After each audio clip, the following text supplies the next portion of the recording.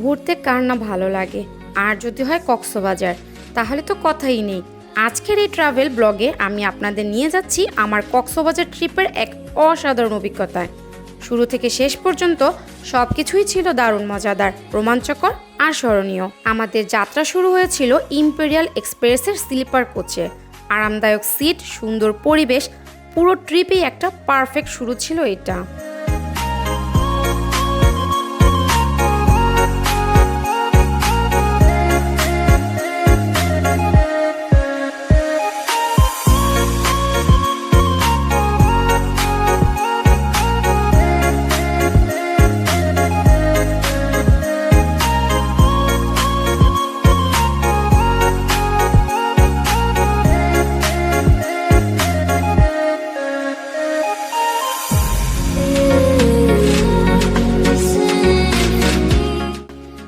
ভোর 4টার দিকে আমাদের গাড়ি কক্সবাজারে পৌঁছে যায়।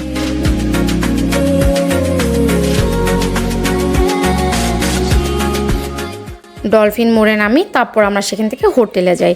হোটেলে যাওয়ার পর আমরা কিছুক্ষণ রেস্ট নেই। রেস্ট নেওয়ার পর তারপর সকালে আমরা একটা ভালো হোটেল নেই, খুঁজি যে কোনো জায়গায় নাস্তাটা করা যায়। তো ঝাউ বাগান একটা রেস্টুরেন্ট পাই। তো সেই রেস্টুরেন্টে আমরা বসে নাস্তা অর্ডার করি। তবে সেখানকার রুটিগুলা, ডালগুলা খুবই মজার ছিল, খুবই ভালো লেগেছিল। সকালে সেই নাস্তাটা আমরা ওখানে নাস্তাটা শেষ করি, তারপর বেরিয়ে পড়ি এক্সপ্লোরে। প্রথম গন্তব্য ছিল রেডিয়েন্ট ফিশ ওয়ার্ল্ড। যারা মাছ ভালোবাসে বা সি লাইফ নিয়ে আগ্রহী, তাদের জন্য এটা একেবারেই পারফেক্ট একটা জায়গা। এত সুন্দরভাবে সাজানো, এত অ্যাডভার্টাইজ, চোখ জুড়িয়ে যায়।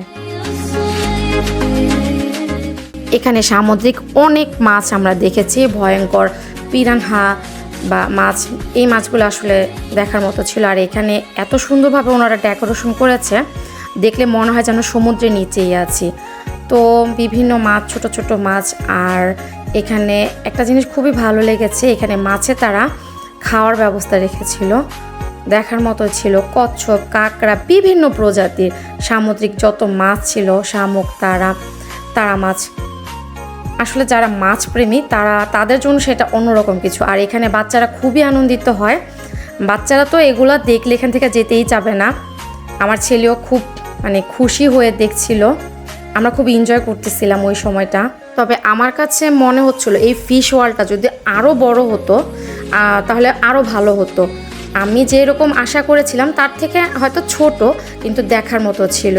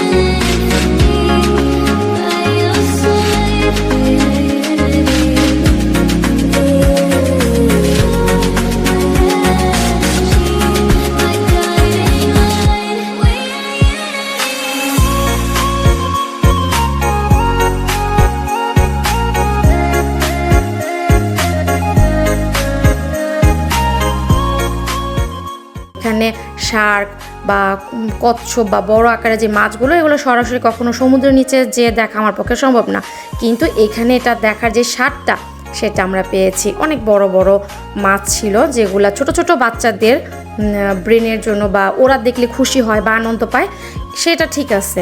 বাট আমার কাছে মনে হচ্ছিল যেটা যদি আরও বড়, আরও কালেকশন দেওয়াও যেত, আরও ভালো হতো।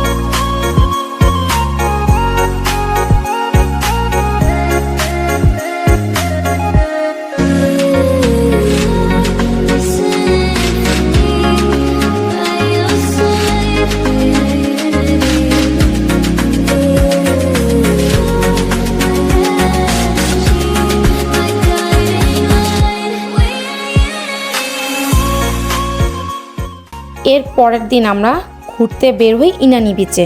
শান্ত পরিবেশ, গা জুড়ানো বাতাস আর চারপাশে পাহাড় আর সমুদ্রের মেলনবন্ধন, এক কথা স্বর্গের মতন।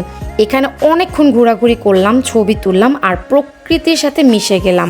ইনানি বিচের পরিবেশটা খুবই সুন্দর ছিল, পানিগুলো টলটলে নীল ছিল, চারদিকটাও পরিষ্কার পরিচ্ছন্ন, খুবই ভালো লেগেছে। এটার বাতাস সব কিছুই সুন্দর। আর এখানে সবাই আসলে অবশ্যই ডাব খেয়ে যাবেন।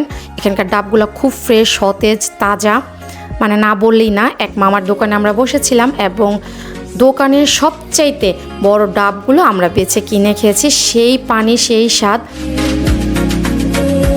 তবে আমরা আসলে পাটোয়ার থেকে আমাদের যাওয়া হয় নাই, তো আমরা সেখান থেকে ইনানি বিচ থেকে আমরা কি করি, হিমছড়িতে আসি।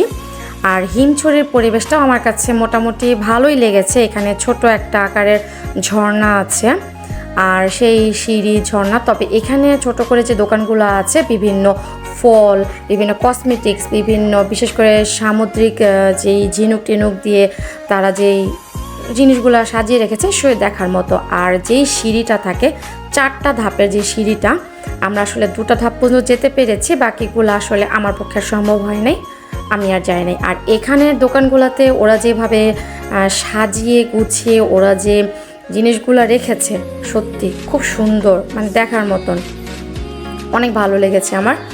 তো আপনারা আসলে এগুলো কিনতে পারবেন, দেখতে পারবেন।